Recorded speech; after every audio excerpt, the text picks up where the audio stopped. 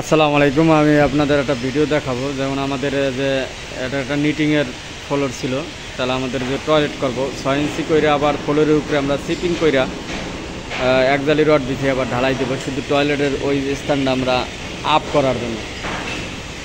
তাহলে দেখেন একটা টয়লেট আমরা সাজাইছি ফ্লোরটা। তাহলে 200 পরপর রড আছে এবং আমাদের নিচে ক্লিয়ার করার 75, উপরে হলো 50 এবং আমাদের স্যানিটারি পাইপলাইন সম্পর্কে আপনাদের আলোচনা করব। যেমন এর একটা টয়লেট আছে আমাদের, দেখেন। তাহলে আমাদের যে প্ল্যাটফর্মটা, তাহলে আমাদের 10 এই যে দেখেন, আমরা কিন্তু ফ্লোর ভেঙে তারপর ফ্লোর ট্রাপ দিচ্ছি, পরে ব্যান দিচ্ছি, ব্যানের সাথে শর্ট পিস দিচ্ছি।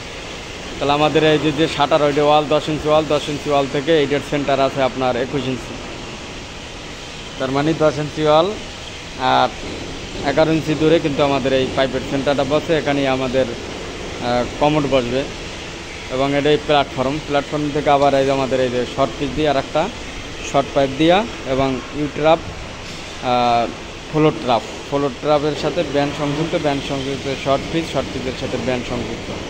এটা হলো ওয়েস্ট ওয়াটারের পানিগুলো যাবে, এর জন্য লাইন রাখা।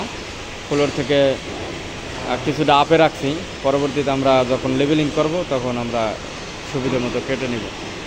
এ জায়গায় সেম কেস আপনার একটা হইলো কমোডের লাইন আর একটা হইলো আপনার ওয়েস্ট ওয়াটারের লাইন। এই জায়গায় আর আমাদের এই যে 3টা পাইপ ভার্টিক্যালি যেটা আছে, একটা সিউরেজ লাইন, ওয়েস্ট ওয়াটার আর একটা রেইন ওয়াটার, এটা একই কাহিনী আমাদের পাইপের মাথায় সংযুক্ত করছি। এবং এই যে প্ল্যাটফর্মটা আমাদের 2.5 ফিটের মতো আছে।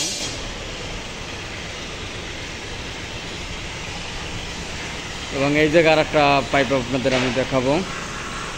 এই জায়গায় সেম একই কাহিনী। আমাদের এটা লাইন হইলো আমাদের যেটা আমরা প্যান বসাবো, লো কমোডের লাইন, আর এটা হলো আমাদের ওয়েস্ট ওয়াটারের লাইন।